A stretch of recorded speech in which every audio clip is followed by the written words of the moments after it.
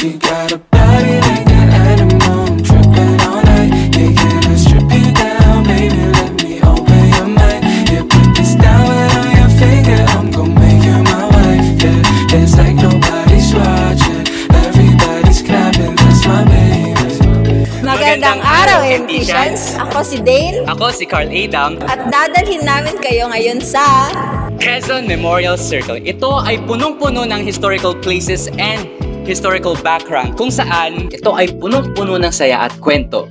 Kasama ko ang aking mga kaibigan at ito ang aming paglakbay sa Quezon Memorial Circle. Handa na ba kayo? Tara na! Ang Quezon Memorial Circle, higit pa sa isang parke, ito ay isang testamento sa pamumuno ni Pangulong Manuel L. Quezon. Si Manuel Luis Quezon Antonio y Molina o kilala bilang Manuel Quezon ang ating unang Pangulo sa Commonwealth, isang pangalan na sumisimbolo ng pag-asa at kalayaan. Pinanganak noong 19 ng Agosto 1878 sa Baler, Aurora. Pinamumunuan niya ang ating bansa sa panahon ng pakikibaka para sa kalayaan. Ang monumentong ito ay isang testamento sa kanyang dedikasyon at pagmamahal sa bayan. Isa sa pinakamakasaysayang naging kontribusyon ni Manuel L. Quezon ay ang pagtatag at pagtataguyod niya ng wikang Filipino bilang ating opisyal na wikang pambansa. Bukod sa kanyang ambag sa wika, kilala rin si Quezon sa kanyang matibay at paninindigan para sa kasarinlan ng Pilipinas. Noon, kanyang panahon, pinagtanggol niya ang soberanya ng bansa laban sa mga pananakot at impluwensya ng mga dayuhang makapangyarihan, partikular na ang kolonyalismong Amerikano. Si Manuel L. Quezon ay kilala bilang ama ng wikang pambansa dahil sa kanyang pagtulak sa paggamit ng wikang Filipino bilang opisyal na wika ng Pilipinas. Alam mo rin ba na si Manuel Quezon ay isang masugid na manlalaro ng chess? Siya ay isang masugid na manlalaro ng chess at kadalasan niyang nakakalaro ay ang anak niyang si Maria Zineda o mas kilala sa pangalan Nini. Siya ay isang matibay na naniniwala sa kapangyarihan ng edukasyon. Pinarioridad niya ang edukasyon noong siya ay Pangulo at itinatagpa niya ang pambansang aklatan, ang pambansang museo at ang Universidad ng Pilipinas. Naniniwala siya na ang edukasyon ay susi sa pag-unlad ng bansa. Kilala si Quezon sa kanyang karismatikong personalidad at pagmamahal sa magagandang damit. Madalas siyang nakikitang nakasuot ng barong Tagalog, isang tradisyonal na kasuotan ng mga Pilipino, at siya ay isang malaking tagahanga ng mga sombrero na madalas niyang suot. Kilala rin siya sa kanyang pagmamahal sa sigarilyo. Namatay siya dahil sa tuberculosis noong Agosto 1, 1944 sa Saranac Lake, New York. At ito ang dambanang pang-alaalang Quezon. Ang Quezon Memorial Shrine or pambansang pang-alaalang dambana ni Quezon na itinayo noong 1952 batay sa disenyo ni Federico Ilustre ay naging pambansang dambana noong 1974. Ito ay binubuo ng 3 puting paylon at may habang 66.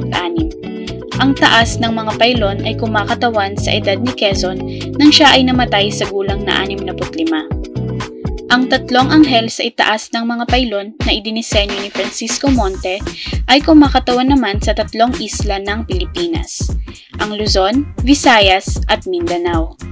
Inilipat dito ang libingan ni na Pangulong Manuel L. Quezon noong 1979 at Aurora Quezon noong 2005 mula sa Cementerio del Norte.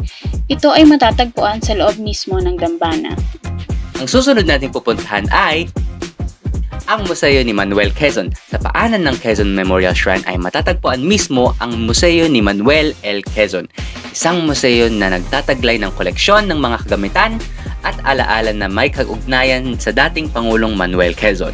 Nakikita natin dito ang buhay at pamumuno ng ating unang Pangulo ng Commonwealth. Ang dami nakakaintriga ng artifacts at pictures katulad ng mga kagamitan sa dati niyang opisina, mga natanggap na regalo at recognition sa pamamagitan ng trophies at mahalagang plaka, mga mahalagang larawan at paintings, mga personal na bagay kagaya ng mga kasuotan, pati na rin ang kaganapan noong ikalawang digmaang pandaigdig at ang iba pang mahalagang memorabilia ni Manuel Quezon. Ang museo ay sumailalim sa pagsasaayos ng National Historical Commission of the Philippines at muling binuksan noong August 19, 2015.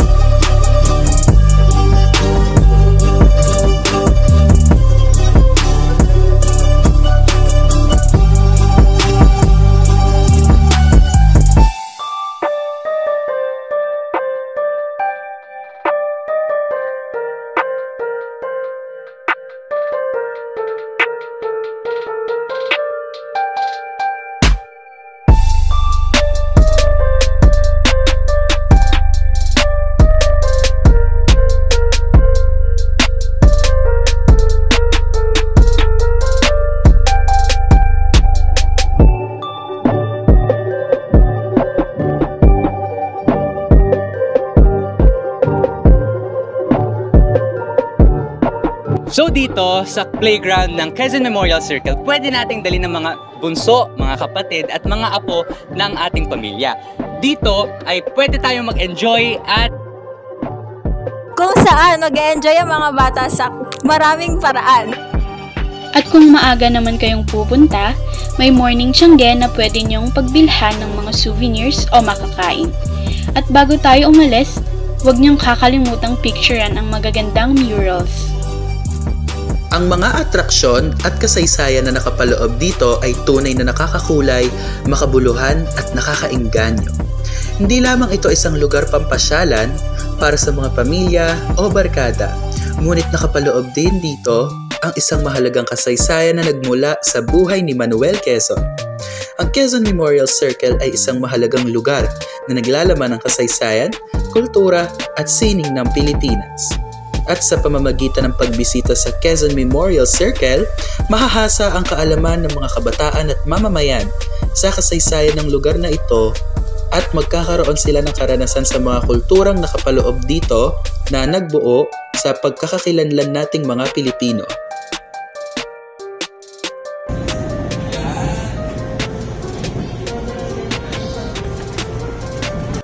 Ano masasabi mo sa araw natin ngayon, sa vlog natin? Ano masasabi mo sa vlog natin ngayon?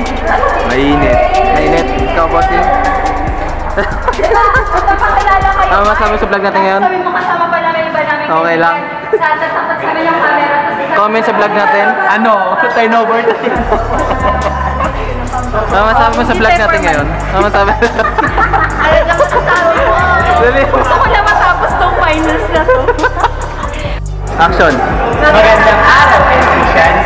Ako si Jane. Ako si Carl Adam and he will take you to a place na punong-puno ng Sorry! Ako na. Sabi Sorry! Sabi mag-Tagalog o tag-i-English. sige, slide na. May mic ka? Wala. O, balik ka doon. Okay. So dito sa Quezon Memorial Circle ay matatagpuan natin itong playground. Itong playground na ito, pwede natin dalhin ang mga kapatid natin na bunso. Ulit.